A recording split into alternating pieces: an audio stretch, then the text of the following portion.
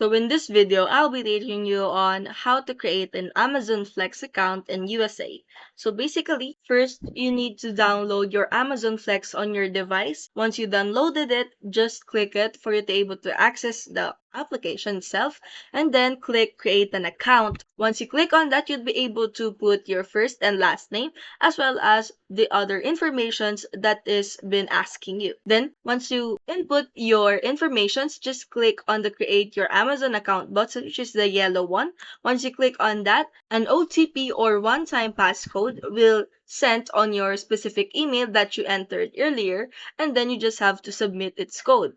Then make sure that you meet the required requirements, which is being 18 years old and older, and then you must have a driver's license as well. And then after that, you'll be able to select which days you want to deliver, then heart your top three. After that, you'll be able to select or you'd be able to input your vehicle information and then tick the checkbox telling that you confirm that your vehicle is you are planning to use to deliver. And then click on the join wait list and you're now on the waiting list on your region. So if you find this video helpful, don't forget to smash that like button and subscribe so you never miss a new video.